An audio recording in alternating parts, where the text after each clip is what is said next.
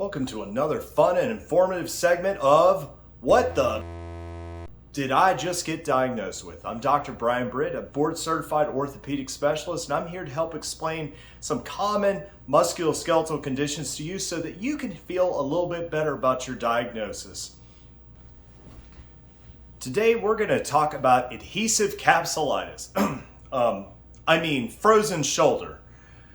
So, frozen shoulder is an interesting diagnosis. Oftentimes it happens idiopathically, and that's just medical speak for it happens without any known reason that we can really find out. For example, sometimes it just happens out of the blue. You don't have to fall on your arm or have surgery or get it caught in a combine. The funny thing about frozen shoulder is it comes in 3 different flavors. So first off, people start out with just feelings of pain, and we call that the freezing stage. So this is also the part that's the hardest to diagnose, and it's the one that commonly gets misdiagnosed often. So one day you wake up, your shoulder feels painful. It just hurts wherever you move. It hurts when you lift it hurts when you move it out, it hurts when you're reaching for something or lifting something. It's just pain. And so commonly this can get misdiagnosed as shoulder impingement. And check out my video on shoulder impingement if you want more about that. Oftentimes the clue that I look for when I'm diagnosing a patient on this is it happening in their non-dominant arm? And again, if you have a right-handed individual, it's happening in their left arm. Shoulder impingement is more of a repetitive motion injury, whereas adhesive capsulitis just happens, and we'll get into that a little bit more. The second stage is the more easy to diagnose. We call this the frozen stage. With this, people often show limitations in their arm motions in a predictable pattern. Oftentimes people are most limited in internal rotation, followed by external rotation, followed by abduction, followed by flexion.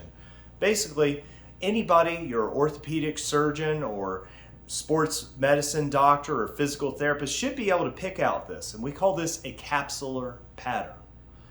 The third stage is where this frozen shoulder is starting to get better, and we call that the thawing stage. It's gradually loosening up, and this can happen over a period of several months to several years.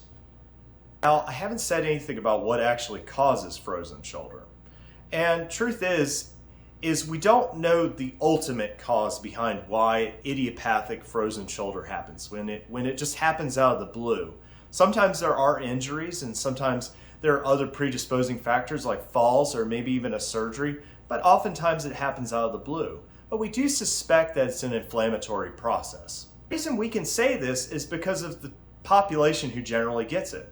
Women tend to get this more often than men, and that's because women have stronger immune systems and are more likely to get autoimmune disorders such as rheumatoid arthritis, psoriatic arthritis, lupus, etc.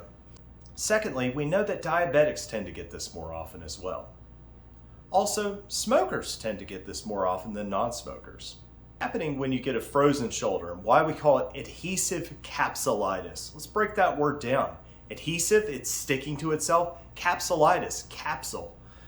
Every one of your synovial joints in your body, which is most of your joints from your knee to your shoulder to your elbow, are encased in what we call a synovial membrane and a joint capsule. So this joint capsule surrounds that joint. And what's happening with frozen shoulder is that this joint capsule is actually starting to get inflamed, and it's starting to stick to itself. And it's gradually ratcheting down and limiting motion more and more and more. And so that's where that predictable pattern of motion loss comes from. Unfortunately, this can be a diagnosis of exclusion. There's no MRI or X-ray that's generally going to show us what adhesive capsulitis looks like. And the capsule, we can't really visualize well on an MRI to be able to diagnose this condition. Sometimes X-rays and MRI are good to rule out other conditions. Treatment for adhesive capsulitis, or frozen shoulder, depends on what stage of the process you're in. If you're in that early stage, the freezing stage, we're going to want to help limit that pain and inflammation.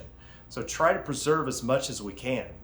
Now, if you're going to your orthopedist and your sports medicine doctor, they may do joint injections. So they may inject into that joint with corticosteroids, and that's going to help limit that inflammation process and allow you to have less pain and more function. When you go to PT, we're going to be doing gentle range of motion exercises in this stage. We don't want to go too hard because we don't want it to get more inflamed. In the second stage, the frozen stage, the pain is generally a little bit more under control. So physical therapists generally are going to give more aggressive stretching and mobilization techniques. Again, joint mobilization is where a physical therapist is going to come in and help move your joints for you. We may also give home exercises that are going to help you move those joints on that. And so there's a lot of instruction involved on that, and that's going to be very dependent on what you're going through at the time.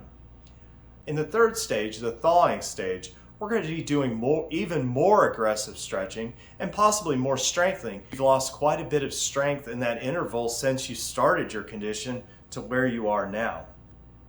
The good news with frozen shoulder is it generally will get better in most cases over time.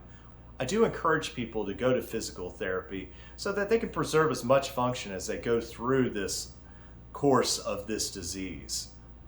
Trust me when I say this can get pretty bad. I've had patients with such bad frozen shoulder, they can't even lift their arm up to put deodorant on.